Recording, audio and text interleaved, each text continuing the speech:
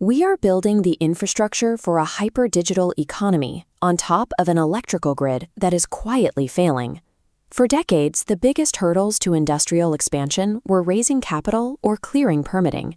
Today, the absolute limit on growth is simply finding the equipment to turn the power on. This chart maps the delivery timeline for generator step-up transformers, the massive units required to connect power generation to the grid.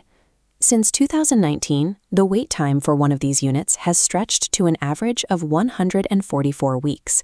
That is nearly 3 years. Over that exact same period, physical and ballistic attacks against grid infrastructure have multiplied by 5. When you map an exhausted supply chain against an escalating physical threat, you create a systemic vulnerability window. Utilities are now paying 77% more for these transformers than they did 5 years ago, just to wait in a line that continues to grow. Grid operators mistreat these intersecting data sets as a single, unified risk equation. The stability of the bulk electric system now depends entirely on navigating a multi-year equipment deficit while actively defending the hardware currently sitting in the field. Look at the sheer scale of a large power transformer.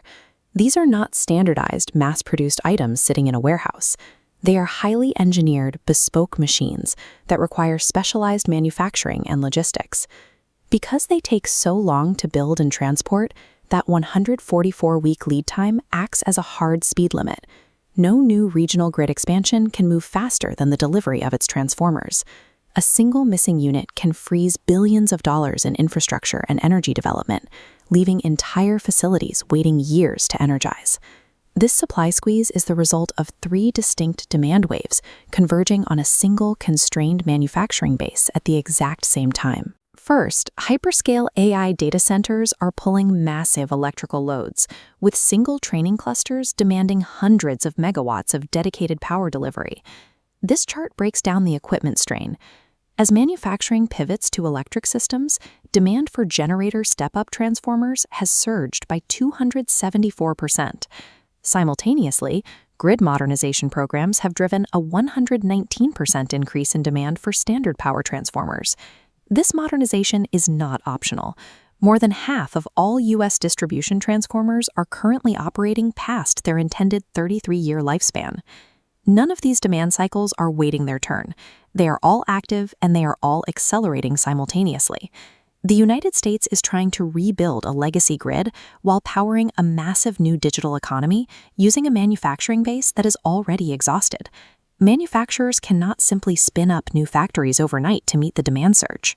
The production ceiling is set much further down the supply chain, constrained by the physical limits of raw materials.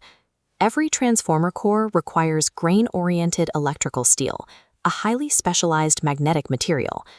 Currently, the entire domestic supply of this material flows through a single producer, Cleveland-Cliffs. This single-node bottleneck means the U.S. lacks the domestic capacity to build what it needs. Grid operators are forced to import 80. With the market operating at a 30% supply deficit, the national inventory of spare transformers is functionally zero. This lack of reserves collides with grid geography. Transmission substations often sit exposed in vast, unmonitored rural landscapes, protected by little more than chain-link fencing. Federal reliability standards, like NERC CIP 014, mandate physical security assessments for critical nodes to prevent widespread instability. Traditional compliance measures are failing against modern tactics. Ballistic attacks, where assailants use rifles to target specific cooling components on transformers, are up 400%. The mechanics of these attacks are precise. If a 765 kilovolt transformer is destroyed, it cannot be bypassed. The loss instantly destabilizes power routing for the entire surrounding region. Once the oil drains and the coils overheat, the equipment is permanently destroyed.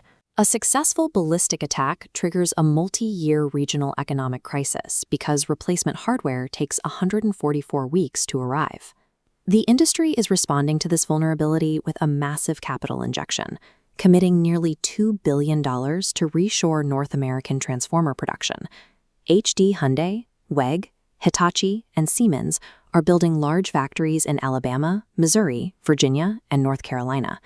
Upstream, the DOE allocated $75 million to upgrade Cleveland Cliffs, stabilizing electrical steel.